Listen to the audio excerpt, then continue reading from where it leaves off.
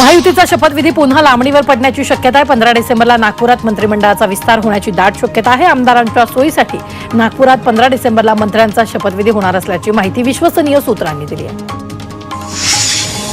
महायुती सरकारमधील नव्या मंत्र्यांचा शपथविधी 15 डिसेंबरला नागपुरात होण्याची दाट शक्यता आहे, तर भाजपमधील वरिष्ठ सूत्रांकडून ही माहिती मिळते। हा शपथविधी नागपुरातील राज्यपालांचं निवासस्थान असलेल्या राजभवन परिसरात होणार असल्याची माहिती आहे। महायुतीचे 35 नेते मंत्रिपदाची शपथ घेण्याची शक्यता आहे। झी 24 तासला विश्वसनीय सूत्रांनी माहिती दिली। यात कोणाच्या गळ्यात मंत्रिपदाची माळ पडणार याकडे सगळ्यांचं लक्ष लागलंय। भाजपचे प्रदेशाध्यक्ष चंद्रशेखर बावनकुळे यांनी अजित पवारांची त्यांच्या देवगिरी बंगल्यावर भेट घेतली। यावेळी मंत्रिमंडळ विस्ताराबाबत चर्चा झाल्याची माहिती मिळते। उद्या 10 कॅबिनेट आणि 4 ते 6 आमदार राज्यमंत्री म्हणून शपथ घेतील असा मोठा दावा राष्ट्रवादीचे नेते अमोल मिटकरींनी केला, तर महायुतीत राष्ट्रवादीचा सन्मान ठेवला जाईल अशी भावनाही मिटकरींनी व्यक्त केली आहे। मंत्रिमंडळ विस्तारावर प्रसाद लाड यांनी प्रतिक्रिया दिली आहे। ज्यांची नावं पंतप्रधान मोदी आणि अमित शहा सांगतील तेच मंत्रिपदाची शपथ घेतील असं प्रसाद लाड यांनी स्पष्ट केलं। भाजपच्या मंत्र्यांची नावं ठरली असतील तरी ती नावं सांगा अशी प्रतिक्रिया उदय सामंत यांनी दिली। तसंच जर मंत्र्यांची नावं असतील तर आपण त्यांचं अभिनंदन करत असल्याचंही सामंतांनी स्पष्ट केलंय। महायुती सरकारचं मंत्रिमंडळात लवकरात लवकर स्थापन व्हायला हवं, लोकांची कामं अडली आहेत असं वक्तव्य आमदार रोहित पवारांनी केलंय। काँग्रेसचे प्रदेशाध्यक्ष नाना पटोले यांनी मल्लिकार्जुन खरगेंना पत्र लिहून पदमुक्त करण्याची विनंती केली, तर आता नवीन प्रदेशाध्यक्षपदासाठी विश्वजित कदम, सतेज पाटील आणि यशोमती ठाकूर यांची नावं चर्चेत असल्याची माहिती मिळते। नाना पटोलेंचाच पुन्हा प्रदेशाध्यक्ष करा म्हणजे आम्हाला त्यांची मदत होईल असा खोचक टोला भाजप नेते प्रवीण दरेकरांनी लगावला। नाना पटोलेंना काँग्रेस प्रदेशाध्यक्ष पदावरून हटवण्याच्या चर्चांवर ते बोलत होते। पवार अजित पवारांनी एकत्र यावं अशी इच्छा सुनंदा पवार यांनी व्यक्त केली आहे। पक्ष एकत्र राहिल्यास ताकद वाढते, त्यामुळे शरद पवार अजित पवारांनी निर्णय घ्यावा असं आवाहन रोहित पवार यांच्या आई सुनंदा पवार यांनी केलं। भावनेच्या भरात माझ्या आईनं ते वक्तव्य केलं असून त्याचा राजकीय अर्थ कोणी काढू नये असं वक्तव्य आमदार रोहित पवारांनी सुनंदा पवारांच्या दोन्ही राष्ट्रवादी एकत्र यावेत या वक्तव्यावर केलेलं आहे। दोन्ही राष्ट्रवादी एकत्र आल्यास आमची काही हरकत नसल्याचं राष्ट्रवादीचे आमदार अमोल मिटकरींनी म्हटलंय। दोन्ही राष्ट्रवादी एकत्र यावी अशी सुनंदा पवार यांची इच्छा आहे, मात्र त्यांच्या मुलाची इच्छा आहे का असा प्रश्न मिटकरींनी उपस्थित केला। दोन्ही राष्ट्रवादींनी एकत्र यावं ही कार्यकर्त्यांची भावना आहे असं वक्तव्य सूरज चव्हाण यांनी केलं, मात्र राष्ट्रवादी महायुतीत राहणार असल्याचं सूरज चव्हाण यांनी म्हटलेलं आहे। स्वामी विवेकानंद जयंतीनिमित्त 12 जानेवारीला शिर्डीत भाजपचं प्रदेश अधिवेशन होणार आहे। यावेळी केंद्रीय गृहमंत्री अमित शहा, राष्ट्रीय अध्यक्ष JP नड्डा उपस्थित राहणार आहेत। तसंच मुख्यमंत्री झाल्यानंतर देवेंद्र फडणवीसांचा भव्य सत्कार सोहळा होणार असल्याची घोषणा बावनकुळेंनी केली आहे। स्वराज्य पक्षाचे प्रमुख संभाजीराजे छत्रपती उद्या बीड दौऱ्यावर असणार आहेत। बीडमध्ये हत्या झालेल्या संतोष देशमुखांच्या कुटुंबियांची ते भेट घेतील। सरपंच संतोष देशमुखांची निर्घृणपणे हत्या करण्यात आली। माजी खासदार नवनीत राणा यांनी उद्धव ठाकरेंवर निशाणा साधलेला हनुमान चालिसावरून राजद्रोहाचा गुन्हा दाखल करून तुरुंगात टाकणाऱ्या उद्धव ठाकरेंनी आम्हाला हिंदुत्व शिकवू नये अशी टीका राणांनी केली आहे। आमदार अमोल मिटकरींनी संजय राऊतांवर निशाणा साधलाय। महायुतीचे प्रचारक म्हणून निवड झाल्याबद्दल राऊतांना शुभेच्छा असं म्हणत मिटकरींनी टोला हाणला। तसंच महायुतीचं सरकार आणण्यासाठी राऊतांचा सिंहाचा वाटा असल्याचंही मिटकरी म्हणाले। उद्धव ठाकरेंचं हिंदुत्व बेगडी असून हिंदुत्वाविषयी बोलण्याचा त्यांना नैतिक अधिकार नाही अशी टीका भाजपच्या प्रवीण दरेकरांनी केली। तर सावरकरांची प्रतिमा कर्नाटक सरकारनं विधानसभेतून काढली तेव्हा ठाकरे का बोलले नाहीत असा सवाल दरेकरांनी उपस्थित केला। हिंदुत्वावर उद्धव ठाकरेंनी पंतप्रधान मोदींवर केलेल्या टीकेला भाजप नेते प्रसाद लाड यांनी प्रत्युत्तर दिले। ज्यांनी डोक्यावर मुसलमानांची टोपी घातली त्यांना मोदींना हिंदुत्वावरून जाब विचारण्याचा अधिकार नाही अशी टीका लाड यांनी ठाकरेंवर केली।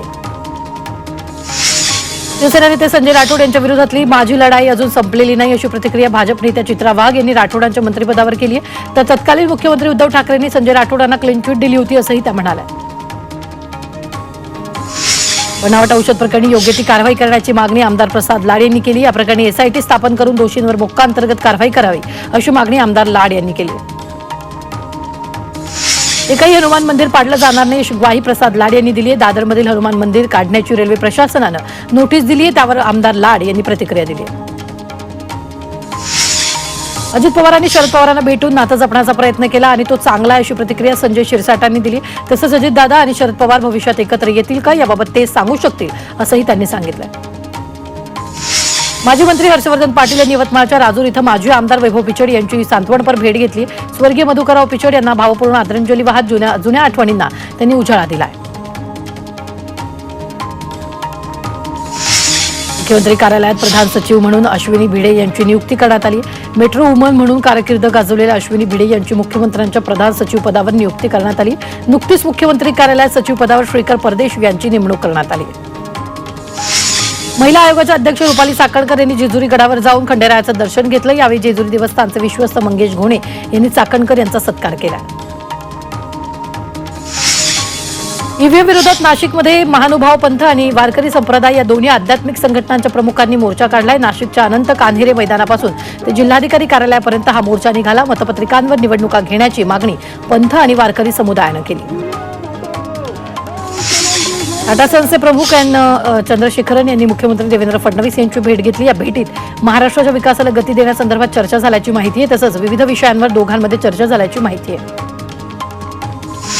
सातारा जिल्हा आणि सत्र न्यायाधीश धनंजय निकम यांचा जामीन अर्ज फेटाळण्यात आलाय। 2 दिवसांपूर्वी सातारा आणि पुणे लाचलुचपत विभागाने 5 लाखांची लाच मागितल्या प्रकरणी धनंजय निकम यांच्यावर गुन्हा दाखल केला।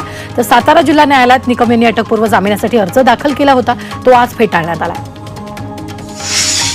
बातमी आहे झी24 तासच्या इम्पॅक्टची, कारण बदलापूर पालिकेच्या मालमत्ता कर भरण्यासाठी आलेल्या नागरिकांना बसण्याची व्यवस्था नव्हती।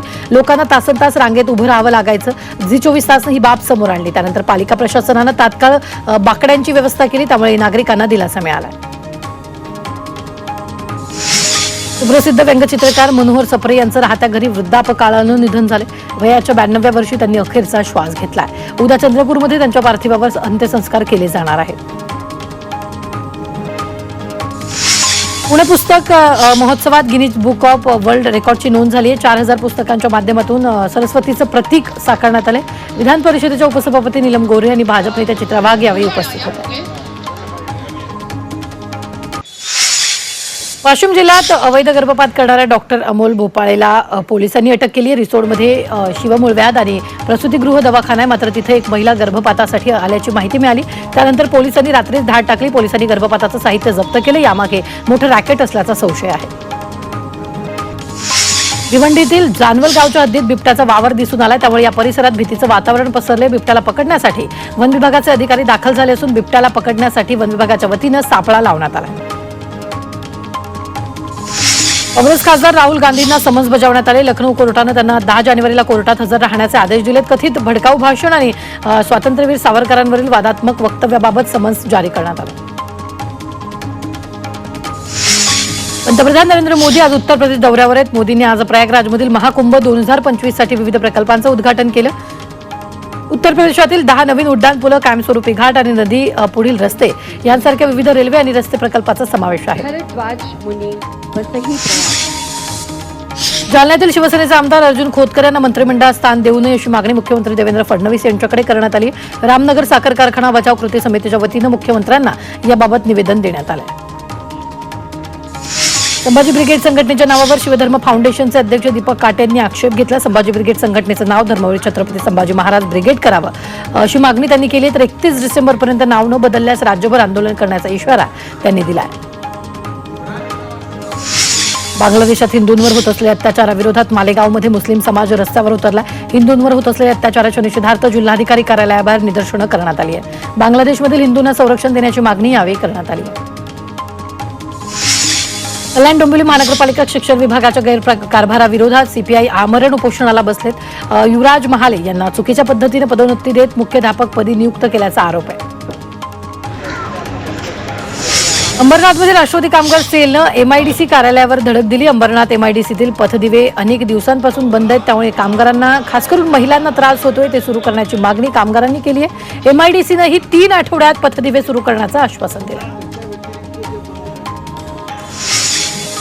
जुन्नरमधील नारायणगाव परिसरातील आर्थिक फसवणूक करणाऱ्या आरोपींना अटक झाली आहे। पीएलसी अल्टिमा कंपनीत पैसे गुंतवणूक केल्यास जास्त परतावा मिळेल असं आमिष दाखवून 79 गुंतवणूकदारांची 7 कोटी 67 लाखाची फसवणूक करण्यात आली आहे। लातूरमध्ये एका दवाखान्याच्या सिक्युरिटी गार्डला बेदम मारहाण करून त्याची हत्या केल्याची धक्कादायक घटना समोर आली। या प्रकरणी डॉक्टर आणि डॉक्टरच्या एका साथीदाराविरोधात गुन्हा दाखल करण्यात आला। सध्या हे दोन्ही आरोपी फरार असून पोलिसांचा शोध घेत आहेत। भिवंडीत घरफोडी करणारा सराईत गुन्हेगाराला रायगड जिल्ह्यातील खोपोली इथून अटक करण्यात आली आहे. या आरोपींकडून एकूण 3,36,449 रुपये किमतीचा मुद्देमाल जप्त करण्यात आला आहे. यात 75 इलेक्ट्रॉनिक मोटर, 2 एक्साईड कंपनीच्या बॅटऱ्या आणि अॅल्युमिनियम स्क्रॅप असा मुद्देमाल हस्तगत करण्यात आला. ऑनलाईन शॉपिंग कंपनी फ्लिपकार्टच्या हबमधून लाखोंचा माल चोरीला गेलाय. कल्याण कोळसेवाडी परिसरात ही चोरी झाली आहे. फ्लिपकार्ट हबमधून मोबाईल, लॅपटॉप आणि लाखो रुपयांच्या वस्तूंची चोरी झाली. या प्रकरणी पोलिसांनी तपास करून प्रणव पांचाळ, प्रशांत शेलार, अमित राणे आणि अजित राणे या चौघांना बेड्या ठोकल्या. त्यांच्याकडून 6,33,000चा मुद्देमाल हस्तगत करण्यात आला.